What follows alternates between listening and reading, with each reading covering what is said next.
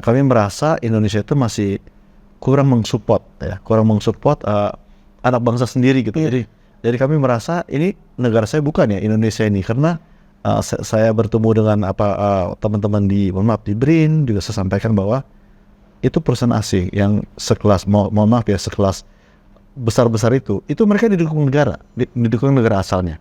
Jadi yang di Amerika saya nggak sebut namanya, mungkin dari P atau A itu mereka didukung negara, padahal mereka itu sudah mungkin angka 700 triliun 1000 triliun per tahun.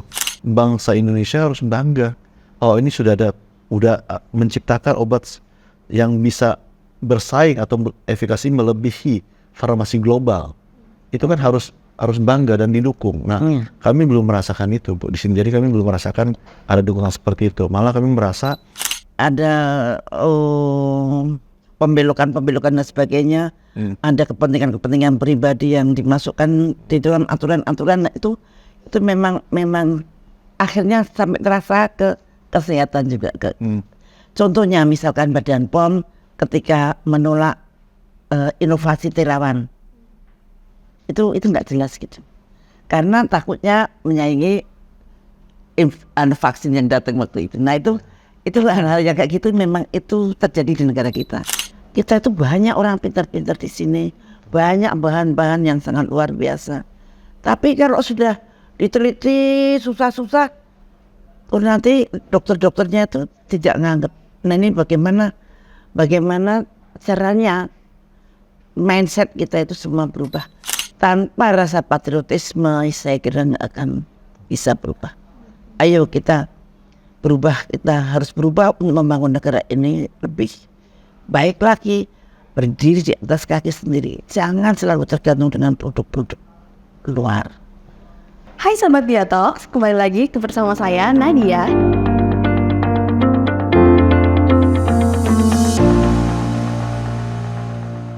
Halo Bu Siti dan Pak Tony, bagaimana kabarnya hari ini? luar biasa. Baik, Sehat. terima kasih. Saya senang banget hari ini bisa podcast lagi bersama Bu Siti dan juga Pak Tony. Baik nih, kita sebelum masuk ke pembahasan, saya dengar nih Pak Tony sangat mengidolakan Bu Siti. Boleh dong Pak dikasih tahu alasannya kenapa sih? Karena Ibu Siti itu luar biasa pemberani, berani demi bangsa dan negara. Jadi hampir tidak ada takutnya. Jadi sosoknya sangat kontroversial dan fenomenal. Mungkin kontroversialnya sudah kelas dunia, sampai begitu banyak negara itu mengidolakan Bu Siti Fadila. Ya, jadi sangat berani. Tindakannya melawan WHO, melawan hegemoni dunia, superpower gitu ya. Mungkin presiden pun tidak berani. Ibu Siti yang seorang Menteri Kesehatan berani, sangat-sangat luar biasa karena mencintai bangsa. Jadi langkah-langkah beliau itu luar biasa saya amati dan saya idolakan ya. Jadi saya termasuk juga ikut berani karena Ibu Siti ini. Jadi berani berkata apa adanya karena Bu Siti ya, semua demi bangsa dan negara. Itu saya mengidolakan Bu Siti karena beliau luar biasa, tulus ya, cinta bangsa ya, seorang pemberani dan fenomenal. Jadi sampai dihargai seluruh dunia. Terima kasih banget Pak Tony. Saya malu deh ya. Saya pikir saya ya memang sebagai seorang menteri ya harus begitu di dalam melindungi bangsa dan negaranya. Maksud saya cuma begitu.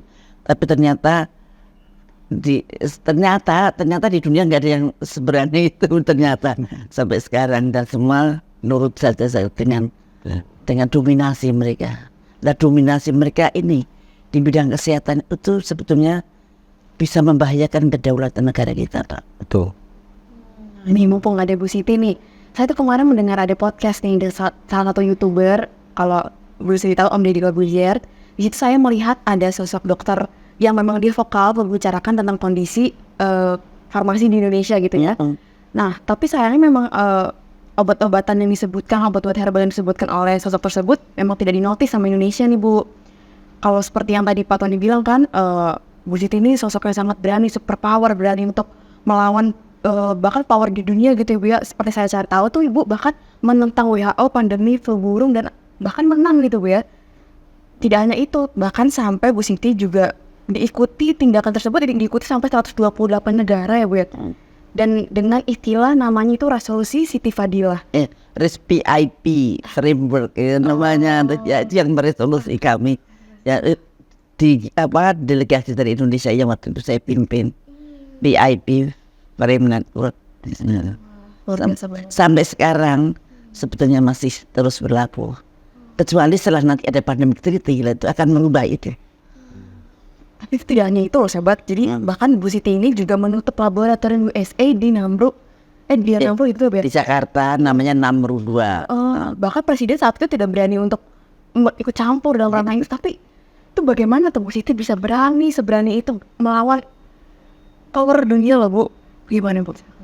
Ya itu tadi saya memikirkan bahwa bangsa dan negara ini harus berdaulat. Saya tidak mau negara lain mendominasi atau menghegemoni negara kita. Yang sebetulnya sampai sekarang kita merasakan. Contohnya obat-obatan semua berasal dari luar negeri. Tata cara pengobatan semua dari luar negeri dan kita semua tunduk. Tunduk sih boleh-boleh saja, tapi jangan mengabaikan kekayaan kita sendiri dong. Jangan mengabaikan prestasi-prestasi bangsa, anak bangsa yang berhasil menemukan apa gitu dalam bidang kesehatan. Nah itu di Indonesia itu begitu, selalu apa yang ditemukan oleh anak bangsa sendiri malah disepelein, selalu mengidolakan hal-hal yang dari luar. Dan itu sudah sangat marah sebetulnya. Kalau kita tidak mulai lawan dari sekarang, caranya melawan bukan drug ya, lawan dengan kesadaran, dengan satu perasaan, dengan penghayatan. Nah itu bisa kita sedikit demi sedikit, seperti RRC itu begitu kuat dengan herbal-herbalnya dia, begitu kuat dengan teknologinya dia, yang di Barat itu tidak mengenal. Akhirnya Barat juga tunduk dengan teknologinya dia.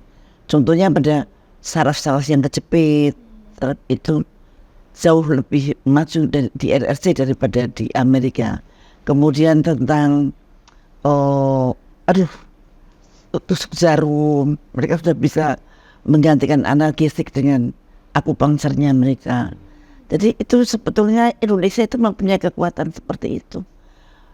Bahan-bahan alam kita itu luar biasa, nomor 1 di dunia kalau dihitung dengan kekayaan laut, dan nomor 2 di dunia dari Brasil, nomor 1 kalau hanya yang di darat fauna-floranya, tapi kok laut dihitung itu nomor 1. Dan semua itu mempunyai kekuatan untuk menjadikan alternatif obat-obatan.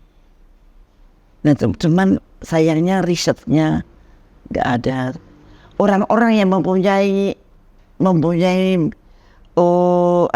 carrier dibunuhin, direndam, produk-produknya ya itu terus nggak adil. Baik Bu, kalau dilihat itu seberapa parah sih Bu sebenarnya Indonesia saat ini?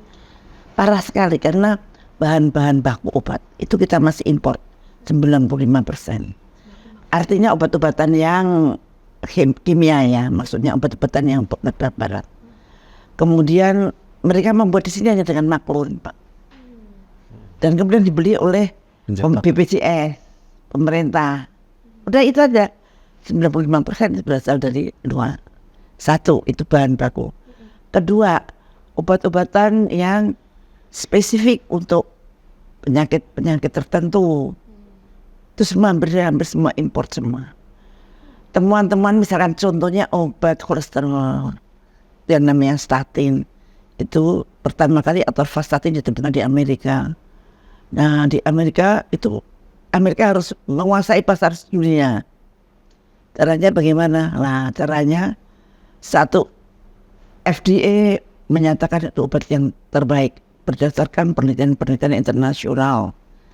Nah kemudian setelah dinyatakan begitu, itu pasti pakai uang miliar dolar ya, dan dinyatakan FDA pun juga pakai dolar. Nah setelah itu mereka melalui perkumpulan atau organisasi spesialis, dokter-dokter spesialis internasional, itu mereka sebarkan lewat situ, mengadakan seminar internasional di Eropa.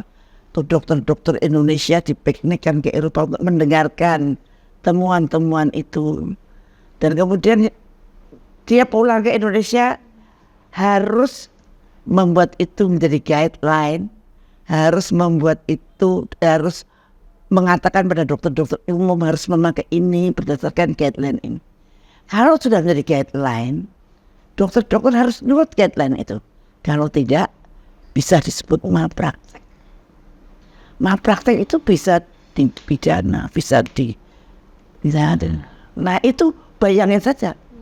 Dan mereka menyusun suatu kekuatan untuk menguasai pengobatan di seluruh negara di dunia dengan cara seperti itu.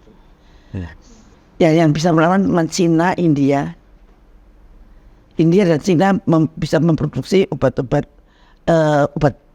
bahan baku obat sendiri. Kita import dari Cina maupun dari India yang bahan baku obat-obatan. Yang obat-obatan yang sudah jadi, yang mereka terpaksa juga memasarkan. Jadi cara pemasarnya begitu. Mereka bikin guideline itu urut-urutannya dari FDA ke biasanya American, kalau jadi jantung American Heart Association dengan European Society of Cardiology. Nah, ini pusatnya, perintahnya apa pada kita obat-obatan itu?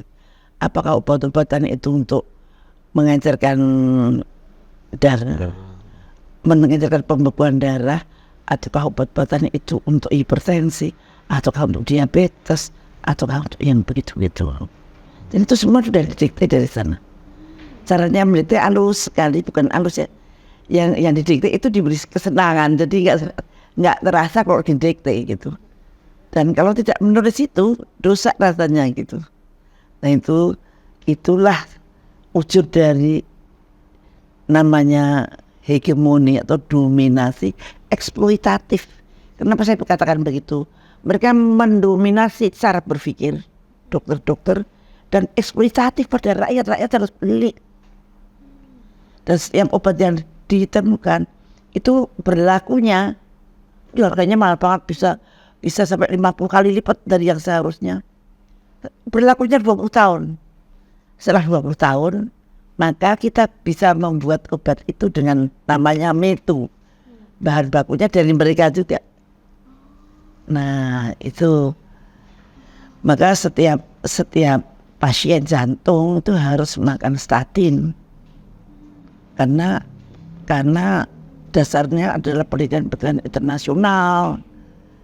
Ya nggak tahulah ya, pokoknya aturannya ini sangat valid, ini sangat ini gitu.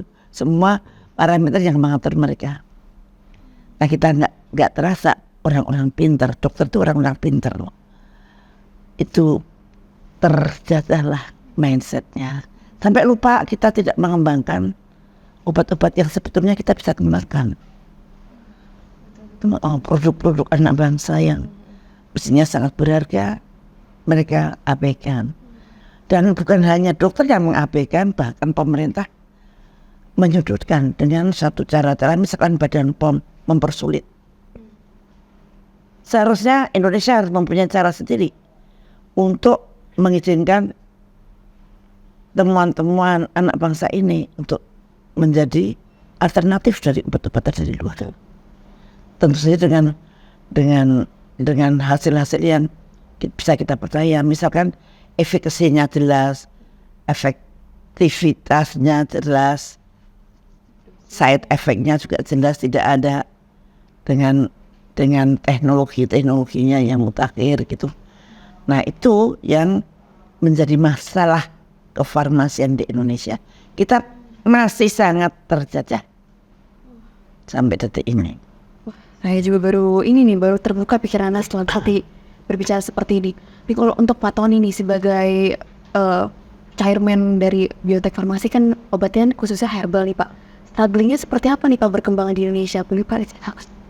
Ya sampai saat ini ya, sangat jarang rumah sakit di Indonesia tuh mempreskripsi herbal.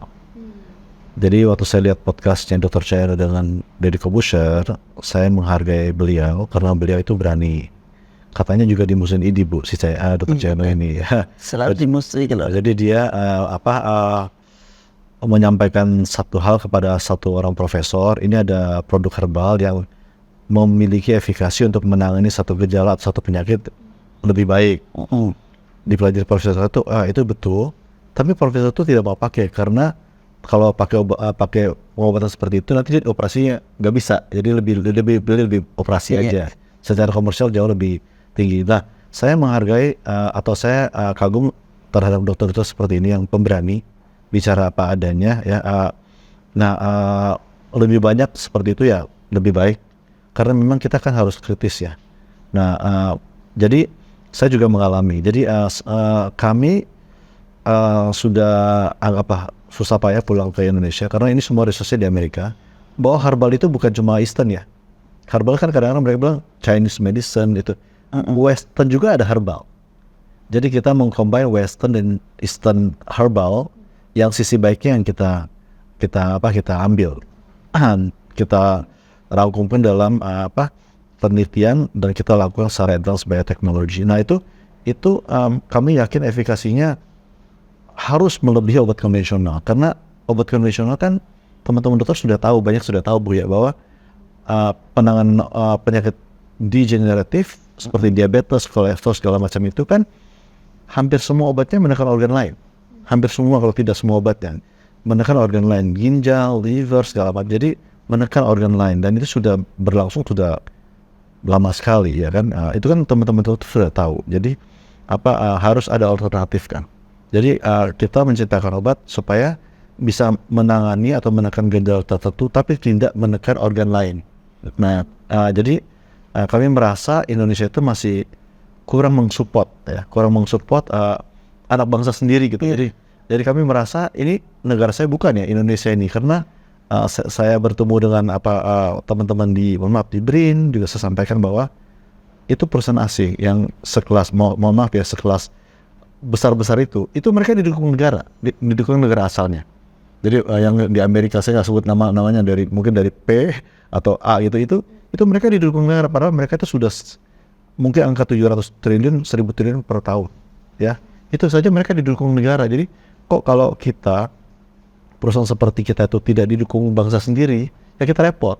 Kita tidak bisa survive. Jadi harusnya itu menurut saya sih dengan adanya podcast ini dengan Bu Siti ya, kami minta perhatian dari anak bangsa sendiri, masyarakat juga negara, bukan cuma kami. Jadi siapapun yang berhasil inovatif, kreatif ya harus didukung. Bila perlu ujinya itu kan ada BRIN kan ada dana untuk pengujian ya, diuji langsung saja. Jadi diberi kesempatan atau di fasilitas pemerintah karena ini kan untuk bangsa sendiri. Iya. Produk ini kan milik bangsa, jadi diciptakan untuk bangsa sendiri dan kan harus menurut kami bangsa Indonesia harus bangga. Oh ini udah menciptakan obat yang bisa bersaing atau efikasi melebihi farmasi global. Itu kan harus bangga dan didukung. Nah, kami belum merasakan itu Bu di sini. Jadi kami belum merasakan ada dukungan seperti itu. Malah kami merasa banyak sekali protokol-protokol yang tadi Ibu sampaikan, SOP termasuk di komite etik itu kan sudah diciptakan dari luar. Iya. Jadi nanti harus begini, termasuk juga uji klinisnya juga. Contohnya kita punya obat Viradev. Dulu mau diuji untuk COVID. Nah, Viradev ini harus ditambah dengan satu produk, misalnya AV gitu. Nah, Padahal obat itu sudah ditarik karena tidak iya, sudah ditarik. Rekomendasi dari WHO tidak efektif untuk COVID. Nah, saya sampaikan kenapa harus itu harus saya dicampur sama dia kecuali dia efektif ya. Kemudian saya sampaikan boleh nggak ini Viradev melawan AV saja, ya kan? Biar kita lihat siapa lebih bagus kan seperti itu. Ternyata ya dia bilang ini panduannya panduan dari Kemenkes. Jadi saya angkat tangan gitu. Wah, panduan Kemenkes kacau balau kalau begitu ya. Nah jadi ya saya merasa ini kesempatan di podcast ini dengan tokoh dan idola saya Bu Siti mungkin bisa didengar oleh publik ya, supaya dan mudah-mudahan harapan kita itu nanti akan terwujud kalau presidennya baru Pak. Baik. Karena ini sudah kronis ya dari 10 tahun terakhir ya. Ada pembelokan dan sebagainya. Ada kepentingan pribadi yang dimasukkan di dalam aturan-aturan. Nah, itu memang akhirnya sampai terasa ke kesehatan juga. Contohnya misalkan Badan POM ketika menolak inovasi terawan. Itu nggak jelas gitu.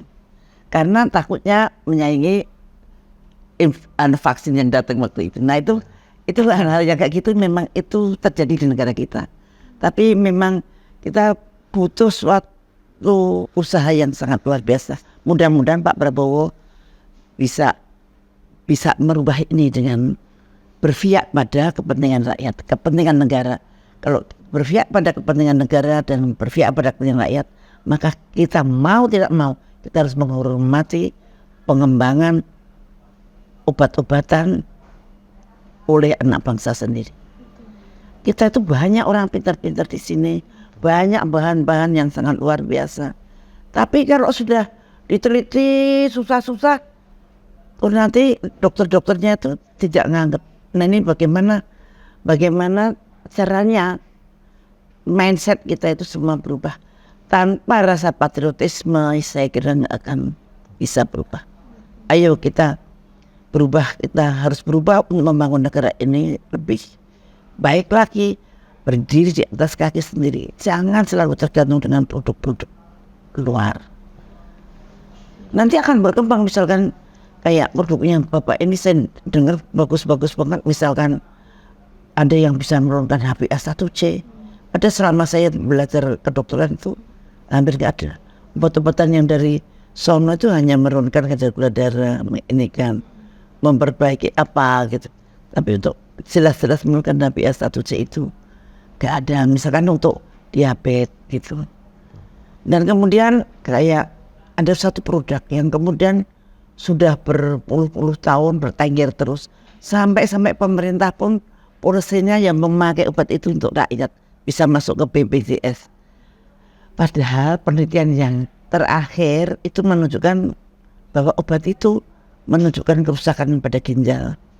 Itu ya pemerintah ya tidak bisa nyetop gitu.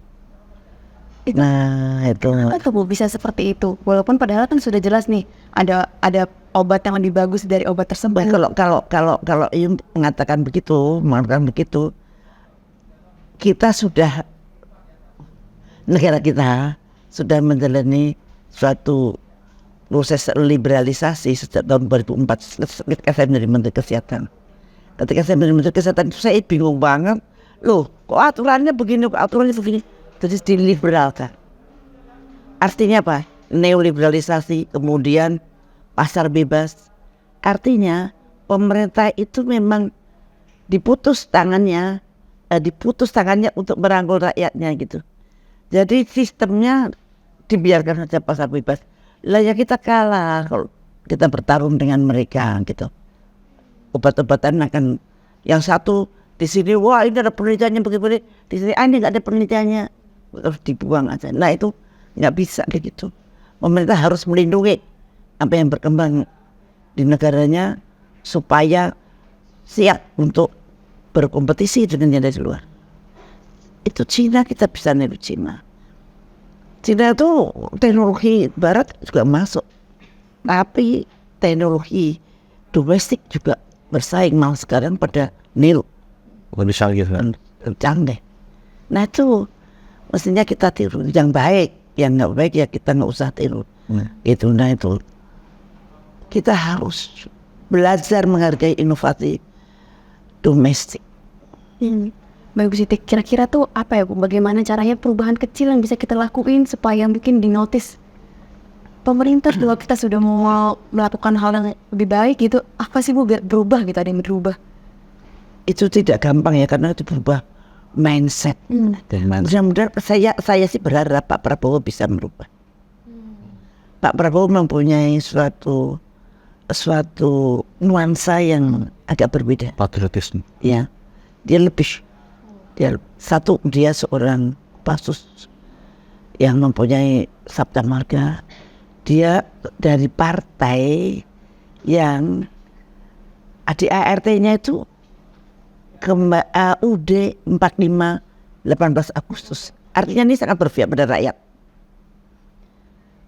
Kenapa sekarang semuanya itu rakyat itu terbengkalai, selalu tidak berpihak pada rakyat? Karena undang-undang dasarnya berubah menjadi undang-undang dasar 2002.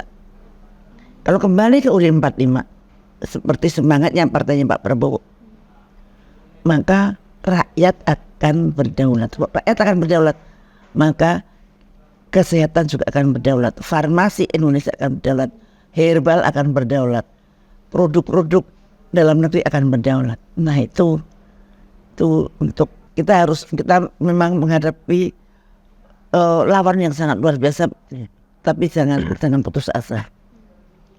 Pak Tony harus kuat dan Pak Tony harus patriotismenya terus berkibar untuk menjadi contoh dari bangsa ini untuk maju ke depan. Saya mengharap, karena terus terang aja produk-produknya sangat luar biasa loh Bapak. Bu. Kebetulan saya juga mencoba sendiri begitu. Jadi tadinya dari obat yang saya nurut dengan guideline itu, kemudian saya berubah mencoba dan ternyata sangat luar biasa. Sampai sekarang saya masih ini, makanya saya datang kemari untuk berbincang-bincang karena pengen menularkan satu semangat ini, kedua bahwa produksi dalam negeri itu tidak lebih jelek daripada produksi dari luar. Bahkan produksi dari luar itu kita tidak tahu menang loh.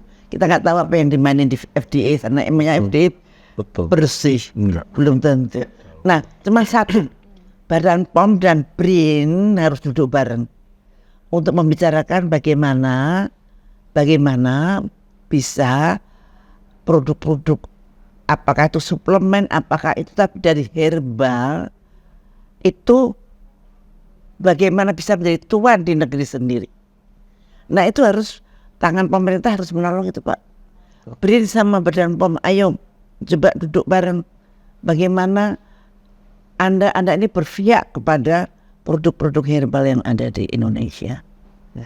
Padahal di sini sudah ada produk herbal itu macam-macam, ada yang kayak empon-empon, kayak jamu. Lah ini dosisnya, ininya belum, ini paling sudah terdaftar lah ya. Ini tambah ini gitu. Tapi ini empon-empon, itu namanya jamu. Dan jamu ini sudah diakui oleh UNESCO. Jangan berhenti di situ. Lebih atasnya lagi ada yang terstandar. Kemudian di atasnya lagi ada fitofarmaka. Dan ada teknologi baru yang bisa meningkatkan efektivitas dari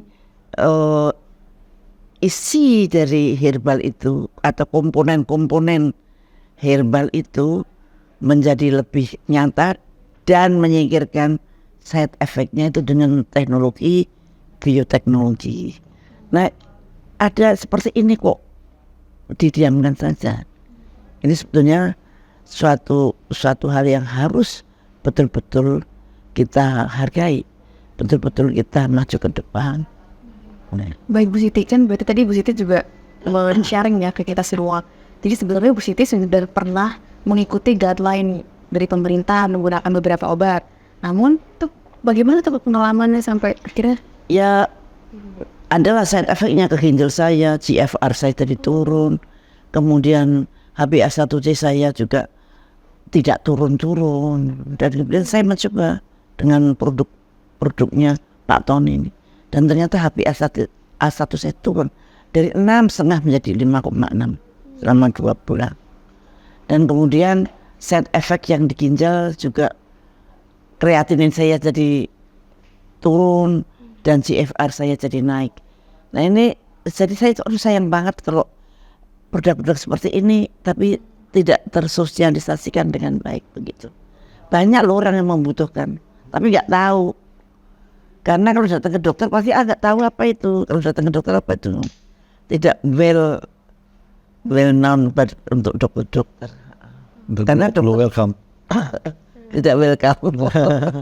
Karena dokter-dokter sudah mindsetnya sudah dibentuk. Nah ini tuh banyak beberapa dokter bertanya, sebenarnya sudah uji klinis atau belum? Kan Pak? Oke, jadi beberapa obat produk kami itu sudah dilaksanakan uji klinis, tapi tidak melibatkan BPOM. Tapi dengan penelitinya dokter spesialis, Malah profesor ya. dan malah ketua organisasi, Bu. Nah, Jadi orang nomor 1 di organisasinya. Ya. tapi tidak melibatkan BPOM. Karena BPOM kan yang mengeluarkan izin. Jadi obat kita sekarang ini izinnya itu obat tradisional. Setelah uji klinis kan yang menerbitkan fitofarmaka juga tetap BPOM. Jadi cuma kami merasa ada protokol-protokol yang lucu gitu ya, dan apa yang menurut kami tidak perlu. Jadi dan sangat-sangat menghabiskan energi dan waktunya terlalu panjang. Jadi saya berasa ini apakah ini Indonesia ini tidak mau mandiri obat nasional ya? Kok kita begini nanti orang lain lebih cepat gitu begini. Jadi Sepertinya ngangel-angel gitu apa ya, mempersulit kalau bisa nggak lulus gitu. iya. Jadi Tapi kalau dulu agak lumayan loh Pak. Saya juga pernah mengajukan uji klinis, dan waktu itu Badan POM di bawah Pak Sampurno kalau nggak salah itu lebih simpel. Dan kan ada ibu. nah sekarang itu ada tim yang seolah-olah dewa-dewa yang menurut saya mereka sangat seperti pakai kacamata kuda. Jadi menurut saya terlalu kaku, sehingga sulit untuk produk-produk kita yang seharusnya memang berefek bagus, tapi begitu mau masuk ke uji klinis aturan mereka itu jadi sulit, kata Pak Tony tadi. Padahal profesor-profesor itu mengerjakan penelitian itu dengan happy dan hasilnya bagus. Nah mungkin jalan keluarnya Pak ini dipublish. Nah, Dari profesor-profesor itu dipublish. Nah dokter-dokter biar bisa melihat. ya. Jadi mohon maaf ya, kami sayang banget sama Indonesia, termasuk kami juga sayang dengan BPOM. Mudah-mudahan kami bukan mencela atau menjelek-jelekan ya. Mudah-mudahan kan dengan informasi ini mungkin di atas manajemennya ataupun direksi ataupun yang di atas itu bisa melihat ke bawah. Mudah-mudahan bisa diperbaiki. Karena contohnya kami mau urus izin satu obat ya. Ada satu material kita bilang ini dosisnya itu per hari maksimal 450 mg. Nah kemudian mereka bilang, oh ada jurnal yang bilang ini harus 5 mg. Jadi sesuai kami itu 450 mg itu adalah 3 kapsul. 3 kapsul, jadi satu hari cukup 3 kapsul untuk urusan yang misalnya GERD. Nah kalau 5 gram itu 33 kapsul. Jadi mereka bilang ini ada jurnalnya, masa orang harus dikasih minum 33? Kan maksimal.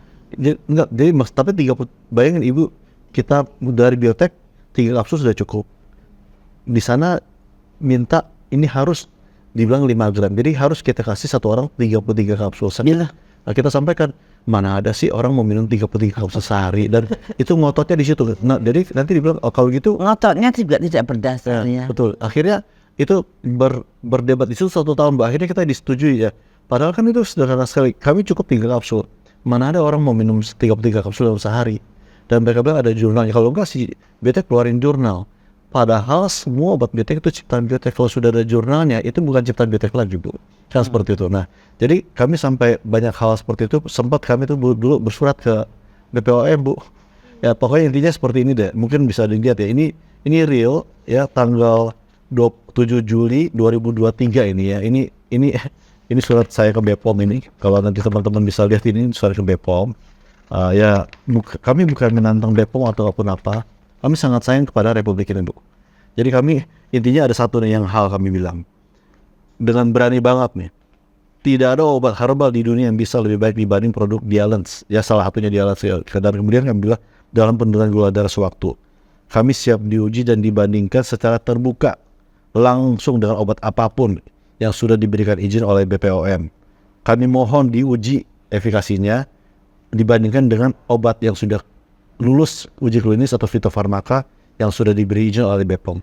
Sampai saat ini kalau teman-teman mohon maaf BPOM atau Depkes mendengar, kami menunggu kalau ada obat-obat kami ini yang di atas ini ada yang bisa untuk fitofarmaka, untuk herbal yang bisa menandingi efikasinya, ya silakan datang, kami tunggu. Jadi itu kenapa kami sampaikan seperti itu, kami mau masyarakat Indonesia tahu Indonesia mampu berinovasi, kreatif ya, dan orang-orangnya pintar-pintar, tidak kalah dengan orang luar. Karena kami mau Indonesia itu mandiri, seperti Ibu bilang, berdiri di atas kaki sendiri. Jadi tidak boleh kita dianggap di luar tuh selalu baik. Tidak. Jadi Indonesia sudah mampu. Nah, salah satunya adalah kami. Nah, jadi kami minta kenapa kami vokal ya? Kami mau didengar aja, Bu. Ya, dan mungkin tidak ada perusahaan di Indonesia yang berani ya menantang BPOM seperti itu. Nah, artinya kami bertanya kepada BPOM, apakah Indonesia itu mau ada perusahaan anak bangsa yang bisa menciptakan obat terbaik di dunia, mempunyai efikasi terbaik di dunia. Indonesia mau atau tidak? Karena pasti mau. Nah, kemudian apakah bangga gak kalau anak bangsa Indonesia bisa menciptakan obat seperti itu? Harus bangga. Dan saya bertanya kepada BPOM, apakah Indonesia mau mendukung kalau ada perusahaan anak bangsa mampu menciptakan obat yang bisa bersaing dengan perusahaan-perusahaan farmasi global. Nah, karena tanpa dukungan anak bangsa kita tidak bisa melawan farmasi global, Bu. Mereka aja sudah ribuan triliun per tahun. Iya. Itu didukung negaranya. Iya. Jadi Mereka kalau bingung gitu. membuat obat, pemerintahnya itu mendukung penuh. Betul. Kemudian FDA-nya mendukung penuh. FDA itu kayak Badan POM kan. Betul, ya. Badan POM-nya juga mendukung penuh. Nah, sedangkan kita disuruh bertarung, pemerintah kita tidak mau melindungi anak bangsa sendiri. Kemudian Badan POM-nya apalagi. Semuanya orientasinya itu keluar. Nah, itu yang menyedihkan. Mudah-mudahan podcast ini menyadarkan pemerintah, insya Allah pemerintah yang akan datang itu untuk introspeksi bagaimana harus membangun produk-produk kesehatan oleh bangsa kita sendiri, produk-produk anak bangsa yang harus kita hargai. Kalau kita tidak menghargai produk anak bangsa, siapa lagi yang mau menghargai? Kapan lagi kita bisa berdiri di atas kaki sendiri? Cita-cita Bung Karno dari zaman dahulu kala. Nah, ini adalah momentum untuk berubah. Mudah-mudahan perubahan betul-betul ada perubahan yang mendasar di bidang kefarmasian. Bu Siti, aku sebenarnya pengen bertanya nih Bu, kalau misalkan di Indonesia itu kan patokannya perizinan edar itu kan dari BPOM, ya Bu ya? Untuk Patokan apa? Patokan izin beredar. Ya. Makanan dan obat itu kan dari BPOM. Sebenarnya tugasnya BPOM itu hanya itu aja atau? Banyak sih sebetulnya. Satu, mestinya menapis obat-obatan dari luar, tapi satu sekarang hampir nggak ada. Kalau ada masalah baru ditapis. Kemudian itu karena politik pasar bebas. Nah, kemudian Badan POM itu bertanggung jawab atas keselamatan masyarakat, atas beredarnya makanan dan obat-obatan. Tapi Anda sekarang udah mengalami sendiri obat vaksin AstraZeneca ternyata membahayakan. Pada waktu itu Badan POM dengan enaknya menandatangani rekomendasi bahwa ini aman. Nah, sekarang ternyata tidak aman. Ayo, apa reaksinya pemerintah? Diam-diam saja itu, rakyat juga diam saja. Mestinya harus menutupnya. Nah, yang mati kan udah nggak tahu kita, karena nggak ada catatan. KIPI NA saja mengatakan bahwa di Indonesia tidak ada side effect itu. Ya belum tentu orang dia tidak meneliti. Nah, hal-hal yang seperti ini rakyat terus yang kalah, Maka mulai sekarang kita harus berniat, harus bersemangat untuk membela produk kita sendiri, untuk menyaingi produk-produk luar negeri. Tentu saja dengan suatu cara yang scientific nih, yang benar-benar di jalur. Loh, kayak Pak Tony ini sudah bersedia untuk meneliti, bersedia untuk ini. Uji. Tinggal Badan POM atau BRIN harus membuka lebar-lebar. Jangan dipersulit lah. Kayak di Kuba itu, waduh, mereka bikin aturan sendiri. Dan obat-obatan menjadi sangat pesat berkembangnya. Karena mereka nggak mau tunduk sama FDA, nggak mau tunduk sama Amerika. Nah, mestinya kita juga begitu. Kita harus punya aturan-aturan main yang sesuai dengan Pancasila kita. Sehingga obat-obatan herbal, obat-obatan produksi anak bangsa mempunyai tempat di negeri sendiri. Berarti dengan kata lain, berarti begini nggak sih, setuju nggak sih kalau misalkan berarti apapun yang diedarkan meskipun ada cap BPOM-nya belum tentu safe buat kita gitu Bu ya? Dengan kata lain sekarang. itu. Nah makanya ini introspeksi untuk Badan POM. Jangan begitu lagi. Ayo buka dong pintu lebar-lebar untuk menghargai inovasi-inovasi anak bangsa sendiri. Kalau perlu aturan-aturan yang begitu kaku seperti FDA yang jangan terlalu kaku lah misalkan. Oke, terakhir nih ya Bu, Bu Siti, pesan dan yang ingin disampaikan untuk masyarakat pemerintah tadi juga boleh. Ya. Oke, pesan saya untuk pemerintah yang akan datang tentu saja kalau sekarang tinggal berapa bulan sih sampai ke 20 Oktober. Untuk pemerintah yang akan datang, mudah-mudahan Badan POM lebih membuka pintu untuk menghargai inovasi-inovasi anak bangsa di bidang kefarmasian, di bidang herbal, di bidang bioteknologi, di bidang fitofarmaka. Bagaimana supaya kita berdiri di atas kaki sendiri dengan produk-produk dalam negeri. Jadi kita pelan-pelan kita supaya mudah-mudahan sekian tahun lagi kita betul-betul tidak butuh lagi import obat-obatan.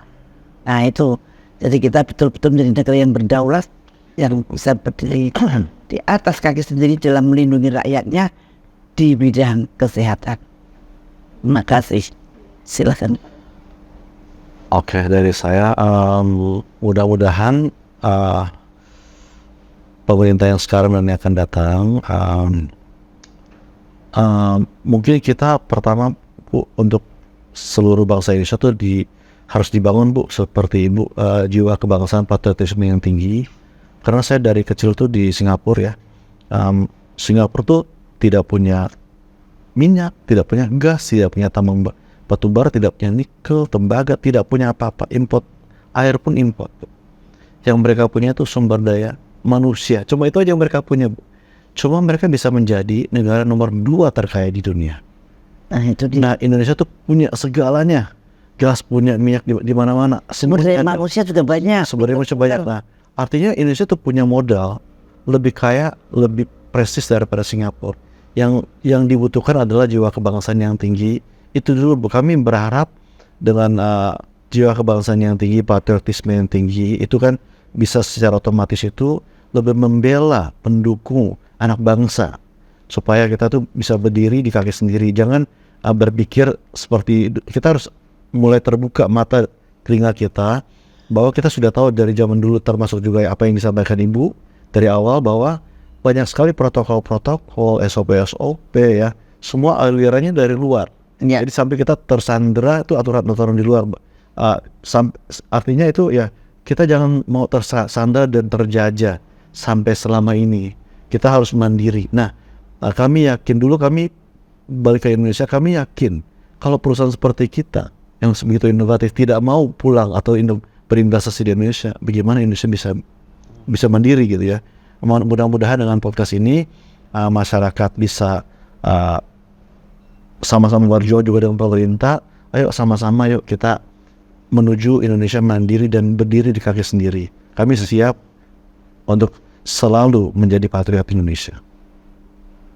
Ya. Terima kasih banyak ya Bu Siti, Pak Tony sudah berbagi informasi, berbagi pengalaman kepada kita semua. Ini informasi sangat berharga buat saya dan juga masyarakat di luar sana. Semoga next kita bisa membahas lagi topik-topik yang kontroversial lainnya ya Bu. Baik. Semoga topik tadi bisa diterima oleh masyarakat dan pemerintah yang ikut mendengar. Nah, buat teman-teman di sana yang ingin berkonsultasi atau ingin bertanya ngobrol tentang informasi biotek farmasi Indonesia, bisa langsung hubungin di nomor di bawah ini. Sekian podcast kita kali ini, sampai bertemu di next podcast. Terima kasih, bye-bye.